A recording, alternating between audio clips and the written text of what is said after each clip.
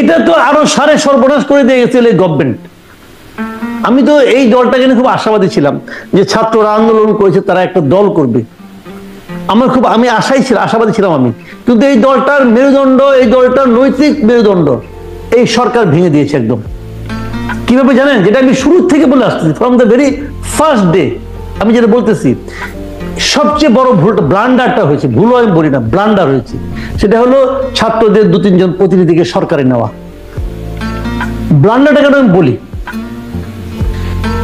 এদের নেওয়ার মাধ্যমে পুরো ছাত্র সমাজের যে ঐক্যটা ছিল সারা দেশে, তারা সেটাকে ভেঙে চুরমার করে দিয়েছে। সবার মধ্যে একটা লোভ জন্ম নিয়েছে যে আমিও তো হতে পারতাম।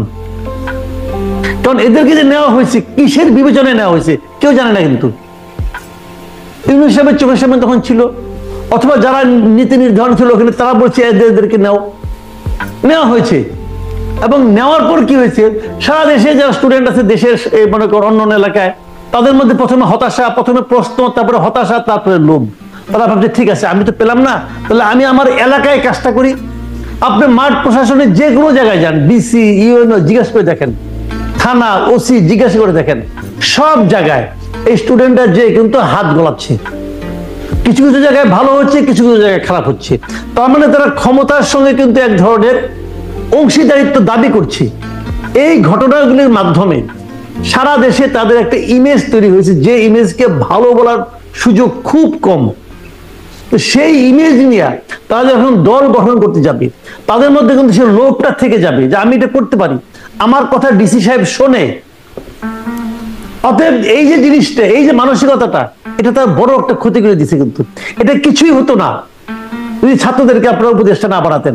সব ছাত্ররা এক থাকতো এবং তারা একটা পাওয়ার হিসেবে কাজ করতো, তারা একটা বার্গেনিং পাওয়ার হিসেবে গভর্নমেন্টের সঙ্গে বসতো, বলতো দেশের জন্য এটা প্রয়োজন, এটা প্রয়োজন, এটা প্রয়োজন। কিন্তু যখন তাকে হাতে আপনি টাকা দিয়ে দিচ্ছেন, যখন তারা আপনি ক্ষমতা দিয়ে দিচ্ছেন, তখন কিন্তু ভাই পুরো জিনিসটা এলোমেলো হয়ে গেছে। এবং এই এলোমেলো থেকে এই ছাত্রদের সংগঠন খুব সহজে বেরোতে পারবে এটা আমি মনে করি না ভাই। এটা সামনে, এবং এই সংগঠনে এখন আমি আশাবাদী না। আমি একটা এক্সাম্পল দিয়ে বলি। ধরা যাক বলা হচ্ছে যে নাহিদ ইসলাম এই দলের প্রধান হবেন না, আমি তো দাবি করব নাহিদ ইসলাম তার দায়িত্ব ছিল এখানে আসার আগে উনি বলে আসবেন যে 6 মাসে উনি ওনার মন্ত্রণালয়ে কি ভালো কাজটা করছেন। মানুষ কিন্তু প্রশ্ন করবে, আপনি 6 মাসে তথ্যমন্ত্রী ছিলেন, আপনি কি কাজ করছেন বলেন তো? করার মধ্যে একটা কাজ করছেন, সারা দেশে নজিরবিহীন ভাবে আপনি সমস্ত সাংবাদিকের অ্যাক্রিডিটেশন কার্ড বাতিল করছেন। কাজের মধ্যে এটা করছেন আপনি। এটা বাংলাদেশের ইতিহাসে, আমার এই 35 বছরের সাংবাদিকতার ইতিহাস, আমি কখনো দেখি নাই যে একসঙ্গে সবার অ্যাক্রিডিটেশন কার্ড বাতিল করতে হয়। আপনি করছেন। এটাকে কি আপনি বলবেন কি এটাকে আপনার এটা মানে গোল্ডেন ওয়ার্ক? জিজ্ঞাসা করি আপনার কাছে সাংবাদিক হিসেবে, যদিও যে প্রসঙ্গটা কথা বলছিলাম তার বাইরে, যে মানে কি করছেন স্যার, যেই ফর্দ আপনি বলছেন সাংবাদিকদের নামে অনেক মামলা, এবং এই মামলাগুলোর অনেক মানে সবার নামে গণহারে হত্যা মামলা, যেটির কথা প্রধান উপদেষ্টাও বলছেন এগুলো আগের চর্চা, আগের আইনের মানে আগের একটা চর্চার ফসল তিনিও বলছেন, এবং আইন উপদেষ্টা তিনি বলেছেন যে বিষয়টাতে বিব্রতকর, এই মানে এইভাবে মামলা, ঢালাও মামলা এগুলো বিব্রতকর। কিন্তু তথ্য মন্ত্রণালয় থেকে তথ্য উপদেষ্টা বলেছিলেন যে মানে যারা হয়রানির শিকার হচ্ছেন সাংবাদিকরা, তারা যেন সেই বিষয়টি জানান তথ্য মন্ত্রণালয় এবং তারা তার উপরে ব্যবস্থা নেবেন। কিছু হয়েছে সাংবাদিক হিসেবে আপনি জানেন যে এই ধরনের কোনো কাজ এগিয়েছে? আমার জানা নাই, হলে হতেও পারে, আমি জানি না, আমি বলতে পারবো না। আচ্ছা, আমিও আরো জিজ্ঞাসা করছিলাম সাংবাদিকদের, কিন্তু আসলে কেউই কোনো তথ্য এই বিষয়টা পাচ্ছি না যে কারো মামলার বিষয়ে কোনো ভূমিকা বা পদক্ষেপ নেওয়া হয়েছে কিনা। আপনি ছাত্রদের প্রসঙ্গে বলছেন, আবার একটু সেখানে যাই। কুয়েটে আমরা দেখছি ছাত্রদল, বৈষম্য বিরোধী ছাত্র আন্দোলন, শিবির এর সংশ্লিষ্টতাও আছে, তাদের মধ্যে কি সংঘর্ষ সেটি নিয়ে গণমাধ্যমে শিরোনাম হচ্ছে। আবার একটা দেখছি যে অভ্যুত্থানের যে কৃতিত্ব কার, কে কি করেছে অভ্যুত্থানের সময়, সেটি নিয়ে একটা কারাকারির ঘটনা ঘটছে, সামাজিক যোগাযোগ মাধ্যমে বেশ আলোচনা হচ্ছে। কে কি দিল, কে পানি দিল, কে লাঠি দিল, জিআই পাইপ দিল, এই নিয়ে নানান রকম কৃতিত্ব দাবি করা হচ্ছে।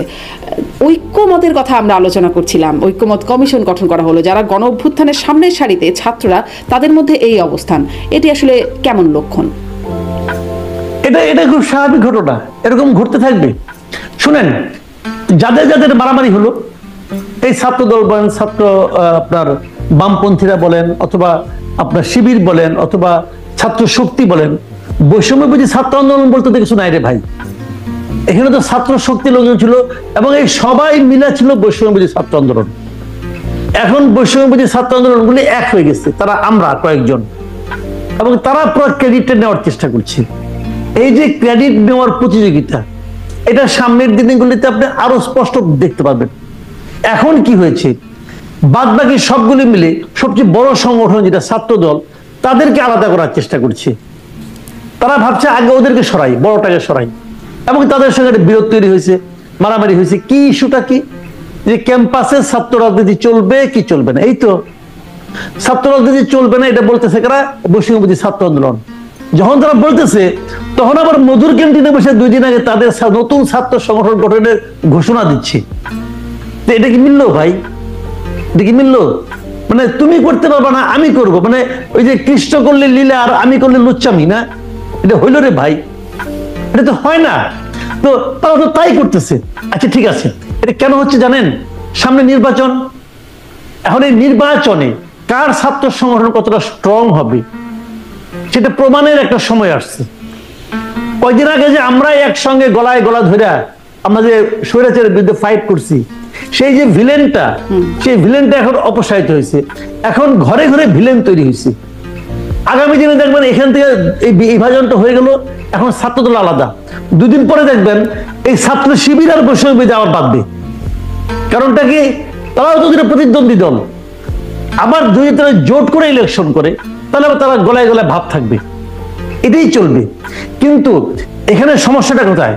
এই বৈষম্যবিরোধী ছাত্র আন্দোলনে এত পাওয়ারটা কোথায়? পাওয়ার কিন্তু কিছু না, পাওয়ার হলো তারা প্রশাসনের এইটা সাপোর্টটা পাচ্ছে। প্রশাসনের সাপোর্ট পারলে সবাই, যে বলে না গ্রামে একটা প্রবাদ আছে দেখবেন, যে গলির কুকুর কিন্তু নিজের গলিতে বাঘ, আবার অন্য গলিতে গেলে সে কিন্তু তখন বিলাই হয়ে যায়। তো এখন এখানেও একই জিনিসটা, যে এখন যখন গভর্নমেন্টের সাপোর্ট পায় তখন সবাই বাঘ হয়ে যায়। ছাত্রলীগও বাঘ ছিল, হারিয়ে গেছে, এরাও বাঘ হয়ে আছে। ওই জন্য ওয়েট করেন, দেখেন ইলেকশনের টানাপোড়েন যখন শুরু হবে, দেখেন কি হয়। জি, মানে নির্বাচন পর্যন্ত দেখতে হবে। আপনি যে শুরুতে একটা কথা বলছেন, যেই লাউ সেই কদু, ছাত্ররাও কি সেই দিকে চলে যাচ্ছে কিনা, মানে সেই অবস্থান তো মনে হচ্ছে। একটা জায়গায় একটু প্রশ্ন করতে চাই, অভ্যুত্থানে যারা আসলে যে ক্রেডিট নিয়ে আমি কথা বলতে শুরু করলাম, যে কৃতিত্ব নিয়ে কারাকারি চলছে একটা, কিছুদিন আগে সাবেক মার্কিন কর্মকর্তা, স্টেট ডিপার্টমেন্টের কর্মকর্তা মাইক বেঞ্চ, তিনি বলছেন যে দেশে দেশে যে রেজিম পরিবর্তন হয় সেখানে যুক্তরাষ্ট্র কাজ করে, এবং বাংলাদেশেও সেই কাজ করেছে, বাংলাদেশের অভ্যন্তরীণ রাজনীতিতে হস্তক্ষেপ করেছে, মিডিয়া, সামাজিক যোগাযোগ মাধ্যম এবং বিরোধী দলের মুভমেন্টে ফান্ডিং করার মাধ্যমে তারা এই কাজগুলো করে, এটি মাইক বেঞ্চ বলছেন। এবং মানে পতিত সরকারের প্রধানমন্ত্রী শেখ হাসিনা তিনিও বলেছেন, বারবার বলেছেন যে তার পতনের জন্য যুক্তরাষ্ট্রকে তিনি দায়ী করেছেন। এমনকি ট্রাম্পের যে সংবাদ সম্মেলন হলো, মোদি ট্রাম্পের সংবাদ সম্মেলন, সেখানে ট্রাম্পের কাছে সরাসরি এই প্রশ্নটাই গেল, যে বলছে ইট ইজ এভিডেন্ট, নিশ্চিতভাবে সাংবাদিক প্রশ্ন করে মানে জিজ্ঞাসা করছেন যে এরকমটা যুক্তরাষ্ট্র করে, বাংলাদেশের রেজিম চেঞ্জের ব্যাপারে তার মতামত কি সেটা জানতে চাইলেন, বাংলাদেশের ব্যাপারে অবজারভেশন জানতে চাইলেন। আসলে কোনো যোগসূত্র কি আছে, মানে অভ্যুত্থানের এতদিন পরে কোনো যোগসূত্র কি দেখেন? দেখেন একটা কথা বলি আপনাকে, যোগসূত্র অনেক থাকে, কিন্তু মূল কারণটা কি?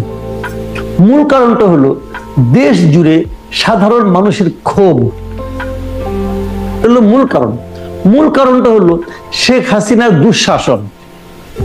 আপনি যদি আমাকে বলেন এই আন্দোলনের মাস্টার মাইন্ড কে ছিল, মানে এককভাবে যদি আপনি সবচেয়ে বেশি ক্রেডিট দিতে চান, যে আমি একজন ব্যক্তিকে সবচেয়ে বেশি ক্রেডিট দিব এই পট পরিবর্তনের জন্য, তাহলে আমি সেই ক্রেডিটটা দিব শেখ হাসিনাকে। উনি সেই ব্যক্তি যার একক কিছু সিদ্ধান্তের কারণে এই পট পরিবর্তন সম্ভব হয়েছে, আর কেউ নাই। আর সবারই সমান দায়িত্ব ছিল, সবাই সমানভাবে রাখছে। এখন হয় কি, ওই দিন আমাকে বলতেছিল যে এই যে আন্দোলনের কর্মসূচিগুলি দেওয়া হয়েছে, সবগুলি কর্মসূচি দেখবেন আপনার ইংরেজি নাম, ঢাকা ব্লকেড, কমপ্লিট শাটডাউন, এবং এখনো দেখবেন তাদের মধ্যে ইংরেজি নামের প্রতি একটা প্রীতি কাজ করে কিন্তু। এবং তারা বলছিল যে ইংরেজি নামগুলি একটা বড় প্রভাব বিস্তার করছে। আবার আমি যদি উল্টো করে বলি, যদি এই আন্দোলনটা ব্যর্থ হতো, তখন একজন বলতো কি এই ইংরেজি নামকরণের কারণেই ব্যর্থ হয়েছে, মানুষ বুঝে নাই কি নাম দিছে, ব্লকেড। আপনি কি ব্লকেড বুঝে নাকি, এই জন্য ব্যর্থ হইল।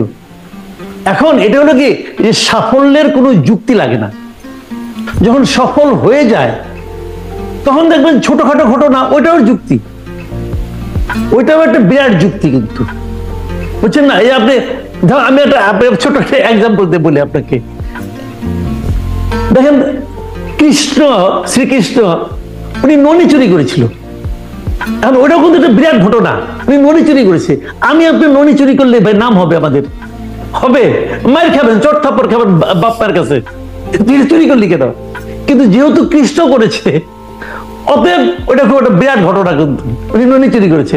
তো এখন এখানেও ঘটনাগুলো এভাবে ঘটে, যে ঘটনা ঘটে গেছে, এখন এই ঘটনার ক্রেডিট, এই ঘটনার সাফল্যের কারণ কত রকম যে হবে এটা কোনো এই শেষ নাই।